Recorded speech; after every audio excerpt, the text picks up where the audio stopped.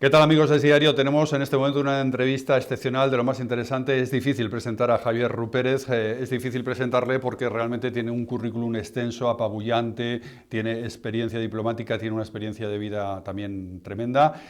Vamos a hablar con él, Javier Rupérez, que está con nosotros en este momento en el estudio de Es Diario. ¿Qué tal, Javier? Bienvenido, bienvenido en primer lugar, bienvenido y gracias por estar con nosotros. Muchas gracias, bien hallados, es un Como podemos placer. decir, ha sido embajador de España ante la OTAN, ha sido embajador de España en Washington, es decir, tiene una carrera diplomática absolutamente impresionante, ha tenido cargos políticos, ha sido también secuestrado por ETA, y de esto se habla también muchas veces como experiencia humana dramática. Y me gustaría, en primer lugar, preguntarle, así a bote pronto, cómo ve el momento político español en este momento. Vale. Preocupante, preocupante. Es decir, las decisiones que está tomando el gobierno en este momento dependen fundamentalmente de una serie de partidos minoritarios en el contexto nacional que lo que quieren es destruir España. Y esa es una situación realmente muy preocupante, lo estamos viendo prácticamente todos los días, ¿no? En donde el gobierno y su presidente cede de una manera drástica ante la exigencia que le someten los partidos separatistas, ¿no? Y eso está creando unas disfunciones enormes que tienen que ver primero con la falta de correspondencia con lo que es la voluntad mayoritaria del país, que no está ciertamente por esa línea, y al mismo tiempo también con una ruptura institucional y con una pérdida de reputación internacional muy importante, ¿no? Pero es preocupante, es preocupante. Desde Claro. mi experiencia política yo creo que es la peor situación desde los momentos de la transición, desde todo lo que fue la gestación constitucional, prácticamente los 40 primeros años de la democracia. Yo creo que estamos viviendo un momento muy preocupante. Y a mí me gustaría que el Partido Socialista Obrero Español recapacitara sobre las decisiones que están tomando, porque tienen que ver no únicamente y no principalmente con sus propios intereses, sino fundamentalmente con la necesidad y con los intereses de todo el pueblo español. Usted, por ejemplo, cuando ve, por ejemplo, que hay que llegar a algún tipo de acuerdo para poder seguir adelante o de pacto con Bildu, y en Bildu está Arnaldo Otegi, por ejemplo, como una cabeza visible y una persona influyente en Bildu, y usted fue secuestrado por ETA y ese señor, por decirlo de alguna forma, esa persona, tiene algo que ver en su secuestro. ¿Cómo lo gestiona esto? No, no es que tenga algo que ver, es que fue él. Yo lo estoy diciendo de una forma suave, sí. Es que fue él el secuestrador, ¿no? Y cuando uno, yo mismo, ¿no?, pero cualquier otro, contempla el hecho de que uno de los socios principales que mantienen al gobierno de España en la Moncloa es precisamente un secuestrador convicto y confeso, y naturalmente a ello se añade mi propia vivencia personal, pues realmente la reflexión es muy amarga y muy preocupante, ¿no? Es decir, estamos también en manos de secuestradores convictos y confesos que nunca se han arrepentido de lo que hicieron y que siguen pensando que lo que hicieron estaba justificado, ¿no? O sea que es una situación doblemente dramática y doblemente preocupante, ¿no? Ellos no tienen ningún tipo de arrepentimiento, desde luego Arnaldo Otegi sigue pensando que lo que hicieron forma parte de una fase de su lucha, como ellos lo dicen, y que ahora están en otra fase, pero que el objetivo sigue siendo el mismo. Una de las cosas que tenemos que recordar es que los terroristas, que al fin y al cabo son los responsables de muchas muertes, de centenares de muertes, que son responsables de centenares de heridos, que son responsables de centenares de exiliados vascos que dejaron el País Vasco precisamente para escapar del horror, que son responsables de todo el sentimiento de terror que impusieron durante decenios en la vida española, son terroristas, siguen siendo terroristas, ¿no? Y desde ese punto de vista yo creo que lo que tenemos que recordar es que ellos siempre pensaron que tenían el derecho a hacer aquello, y aquello fue una monstruosidad que acabó finalmente, pero que acabó con una serie de muertes y de dolores enormes, ¿no? Y claro, vuelvo a decir lo mismo, contemplar que esa gente en este momento forma parte del apoyo al gobierno es extremadamente preocupante. ¿Usted ha vuelto a ver a Arnaldo Otegi después de que le secuestrara? Nunca lo he visto. No le he visto nunca. De hecho, tampoco lo reconocí porque tenía la cara tapada en aquel momento. Es decir, que lo sé porque una de las integrantes en el comando que me secuestró, una súbdita francesa, que luego hizo unas declaraciones, que fue detenida por la policía, hizo unas declaraciones ante la policía, reconoció con nombres y apellidos quiénes eran los secuestradores. Y uno de ellos era Arnaldo Otegi, clarísimamente, ¿no? Señor Rupérez, vamos a ver, cómo estamos viendo el momento político español y luego estamos viendo a Pedro Sánchez y ya nos vamos un poco al plano internacional también diciendo que, claro, en Alemania la CDU, el equivalente aquí del Partido Popular, no pacta, claro, dice, ¿veis cómo allí no pactan con la ultraderecha, con la Alternativa por Alemania, con lo que aquí puede ser Vox? Y aquí sí que pactan, claro, pero en Alemania no se plantea tampoco que nadie pueda pactar, si es que lo hubiera, con un partido como Bildu, por ejemplo, ¿no? O con un partido como Junts per Catalunya, ¿no? Que tiene al frente a una persona que está huida de la justicia, ¿no? Es un prófugo de la justicia. Yo creo que una de las cosas que teníamos que recordar es que Alemania, en el sistema electoral alemán, hay una medida que es muy significativa, es que todos aquellos partidos que no llegan a alcanzar el 5% del voto nacional no entran en el Parlamento, ¿no? Esa medida en España no existe, ¿no? Y si vamos contemplando cuáles son los porcentajes de los votos de unos y otros, nos encontramos que en este momento el gobierno de España está en manos de gentes que no llegan al 10% del voto nacional, ¿no? Lo cual es realmente preocupante, ¿no? Pero son ellos los que efectivamente marcan la dirección. En Alemania, sin embargo, estamos viendo también situaciones que son preocupantes precisamente por el crecimiento de la ultraderecha, ¿no? Que además tiene también otras connotaciones, porque resulta que los votantes mayoritarios de la ultraderecha vienen precisamente de la Alemania, que era la Alemania del Este, la Alemania comunista, ¿no? También con toda una serie de historias a las cuales no hace falta referirse en este momento. Pero claro, en el fondo, tanto la democracia cristiana como la socialdemocracia tienen mayoría suficiente como para... Y no tienen que basarse, no tienen que fundamentarse en esos partidos minoritarios que no llegan al 5%. Uno de ellos, por cierto, era un partido tradicional también en la vida alemana, que era el Partido Liberal. No ha llegado al 5%, con lo cual no entra, no está. Creo que eso es una de las cosas que teníamos que replantearnos, ¿no? También por razones, digamos, de vivencia puramente democrática. ¿Cómo es posible que la vida del país esté en manos de unas minorías, ¿no? Claro. De unas minorías en términos estrictamente numéricos, ¿no? Eso tiene poco que ver con la democracia, yo creo, ¿no? Totalmente. Luego, claro, pero en el contexto en el que tenemos, al que usted está haciendo referencia, con este contexto electoral, con estas leyes electorales, ¿está gestionando bien el Partido Popular? Porque realmente hay una opción de gobierno, según las encuestas, pactando con Vox. Según las encuestas. ¿Lo está haciendo bien el Partido Popular? ¿Está gestionando bien esta posibilidad? El Partido Popular en este momento claramente es el partido mayoritario. No tiene la mayoría absoluta, es el partido mayoritario. Evidentemente, en cualquier composición gubernamental en la cual pudiéramos pensar, efectivamente tendrían que entenderse el Partido Popular y Vox. Yo no entro ni salgo, no estoy en este momento en la política directa, pero creo que tendrían una responsabilidad enorme precisamente de salir del impasse en el cual estamos metidos en este momento, gravísimo por otra parte, ¿no? Digamos, hay que ver también exactamente cuáles han sido las evoluciones de unos y de otros. Efectivamente, el Partido Popular también cometió sus errores, que al fin y al cabo esos errores explican por qué nació Vox. Y yo creo que, digamos, ahí hay una mayoría clarísimamente, una mayoría mayoritaria capaz de gobernar. Tendrían que pensar unos y otros cuáles son los términos de un posible acuerdo, precisamente no ya para llegar al gobierno, sino para salvar lo esencial del funcionamiento democrático en este país, ¿no? Como experto en política internacional, uno de los últimos asuntos que está causando más fricción en ese bloque del centro derecha, de Vox y el Partido Popular, es el asunto de Ucrania, Donald Trump, los aranceles.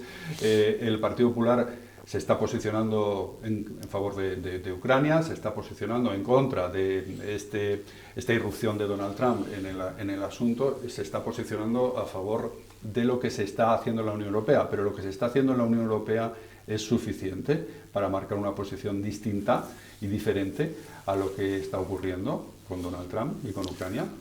Yo creo que el Partido Popular lo que está haciendo es posicionarse con la experiencia internacional que hemos vivido en los últimos 80 años, prácticamente, desde el final de la Segunda Guerra Mundial, que había, digamos, en la práctica significado el periodo más largo de vida estable y pacífica, con todos los errores, no digo yo que sea perfecta, que hemos conocido prácticamente en el último milenio, ¿no? O sea que eso en ese momento está roto, y está roto fundamentalmente por la presencia de Trump en la Casa Blanca, y al mismo tiempo también por todas las situaciones que estamos contemplando. Es decir, la agresión rusa contra Ucrania estaba en contra de cualquier tipo de planteamiento que provenía ya de la Carta de las Naciones Unidas y de todos los elementos internacionales que se han venido pactando a lo largo de los últimos 80 años, ¿no? Yo creo que desde ese punto de vista hemos perdido un elemento básico de comportamiento internacional, que era la previsibilidad. Más o menos sabíamos cómo nos íbamos o cómo se iban a comportar unos y otros.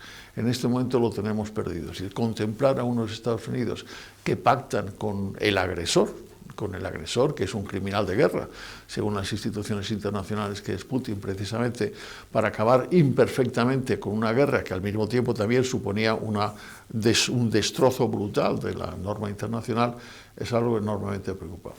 Entonces, ¿qué es lo que tenemos que hacer? Yo creo que lo que España tiene que hacer, lo que Europa tiene que hacer, es seguir exactamente donde estaba, en lo que es la democracia liberal, en lo que es la supremacía del derecho, la norma de la ley, la existencia de los derechos humanos, y que Europa no está suficientemente preparada o suficientemente dispuesta, es evidente.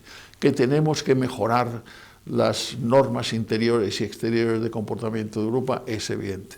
Que tenemos que llegar también a un elemento absolutamente fundamental, que es la capacidad defensiva, es decir, que Europa efectivamente tenga una capacidad defensiva propia, ¿no?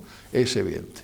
Y al mismo tiempo que desde ese punto de vista tengamos la necesidad de plantearnos, de replantearnos cuáles son las relaciones con el mundo exterior. Qué duda cabe que en este momento las relaciones entre Europa y los Estados Unidos están sometidas a una grave y profunda duda, ¿eh? ¿Sigue siendo los Estados Unidos el aliado de la Europa democrática? Pues tenemos que plantearnos alguna duda al respecto. De manera que esa es la opción. Para mí, desde luego, desde ese punto de vista, de mi experiencia personal, profesional, política, el mundo tal como yo lo he ido conociendo y para el cual he ido trabajando, como embajador en la OTAN, como embajador en Washington, como al mismo tiempo uno de los negociadores del Acta Final de Helsinki, todos esos datos son fundamentales. La supremacía del derecho, los derechos humanos, la norma de la ley, todo eso en este momento está en duda. Tenemos que recuperarlo. Y si no lo recuperamos, cualquier cosa puede ocurrir. Se están poniendo las piezas de un nuevo orden mundial, esto es lo que se está diciendo. Ahora le está tocando el turno de pronunciarse a Europa, de buscar su lugar a Europa, incluso de buscar alianzas distintas a la tradicional con Estados Unidos, incluso con China. Podría ser una alianza en la Unión Europea-China, que no sé qué tal sentaría en Estados Unidos. Yo creo que lo primero que tenemos que hacer es, desde luego, fortalecer Europa. Segundo, fortalecer lo que quede de la OTAN. Hay que recordar que en la OTAN están los Estados Unidos. A los Estados Unidos de Trump la OTAN no les gusta nada, ¿no? Trump dijo en un momento determinado que la OTAN era una organización obsoleta, ¿no? Pero hay que recordar que ahí está Canadá, hay que establecer esa negociación esa relación con Canadá, hay que establecer también la relación con todos aquellos países que están lejanos de nosotros, pero que están exactamente viviendo los mismos principios. Ahí está Australia, ahí está Japón, ahí está Corea del Sur, ahí están los países hispanoamericanos que viven en democracia, de manera que no estamos solos, ¿no? Pero esa posibilidad, esa alianza, hay que buscarla y porque vuelvo a repetir, es decir, la previsibilidad que teníamos era fundamentalmente la basada en una capacidad disuasoria, pero al mismo tiempo también en el respeto a toda una serie de valores. Si eso no existe, el conflicto, ¿qué es lo que ha pasado en la historia? Es decir, lo que estamos contemplando en este momento, por ejemplo, Ucrania, con respecto a la agresión rusa con Ucrania, es exactamente igual que lo que pasó en el año 38 y 39 con los Sudetes, con Hitler, con Checoslovaquia y con la invasión de Polonia por parte de los alemanes y de los soviéticos. Antes de terminar, Javier Rupert, llevamos ya 15 minutos prácticamente. Dos preguntas. ¿Qué le parece el papel de Sánchez, de Pedro Sánchez, que está montando un relato en torno a su, digamos, a su capacidad de hacer de portavoz en la Unión Europea de la corriente antitrumpista, y luego esto se lo lleva a la política nacional y dice, bueno, aquí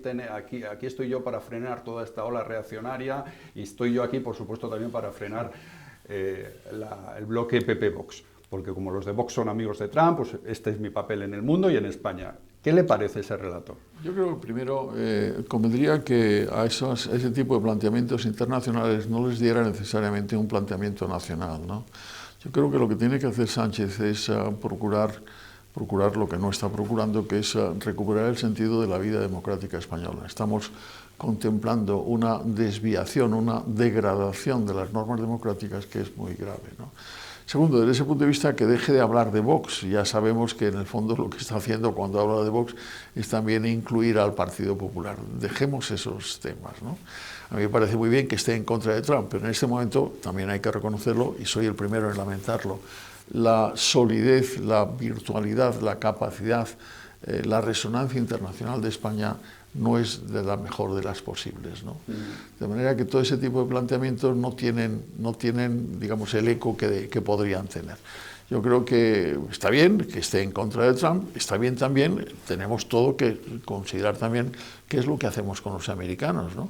España tiene unas relaciones bilaterales con los americanos muy antiguas y por otra parte muy sólidas. Ahí están las bases americanas. ¿Qué vamos a hacer con las bases americanas?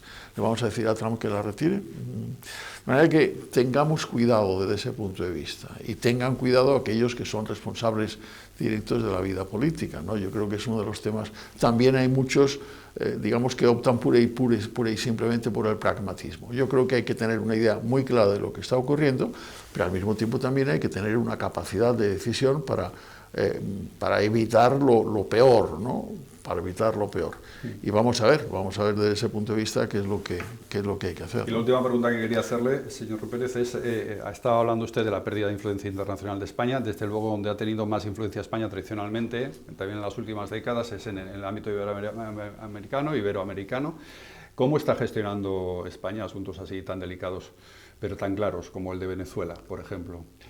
O el de México, por ejemplo, ¿no? Pero tan claros, quiero decir que hay un señor que perdió unas elecciones, que le ha dado igual, que se ha proclamado presidente. ¿Está siendo suficientemente clara la voz de España en asuntos como este?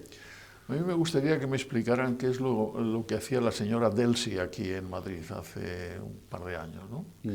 ¿Qué es lo que traía en las maletas, ¿no? ¿Quién la había traído?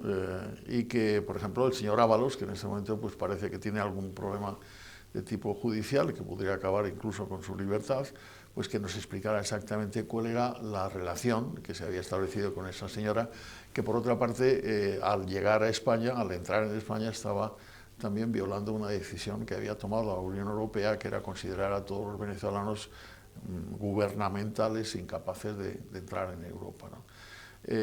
Por otra parte, los temas que nos están llegando, las noticias que nos están llegando de las relaciones entre el Partido Socialista o el gobierno español y el gobierno de Maduro, pues tienen algo de preocupante. Yo no estoy en el detalle de esas historias, pero habría que preguntarle también al expresidente Zapatero cuáles son esas relaciones, porque evidentemente él está jugando un papel. En cualquier caso, lo que es evidente es que Maduro es una catástrofe, no es únicamente un dictador. Todos los dictadores acaban siendo una catástrofe, pero hay en este momento 8 millones de venezolanos que en el curso de los últimos años han decidido exiliarse de Venezuela como consiguiente, y estamos manteniendo buenas relaciones con ese país. En el caso de México, yo creo que tenemos buenas relaciones, lo que pasa es que también los mexicanos tendrían que hacérselo ver, ¿no? Es decir, cuando hay un presidente mexicano que tiene la osadía y, con todos los respetos y el máximo de los cariños, la estupidez de dirigir una carta al rey de España pidiéndole perdón, para que pida perdón por la presencia española en México en el momento del descubrimiento, me parece absolutamente, no tengo la palabra, demencial, ¿no?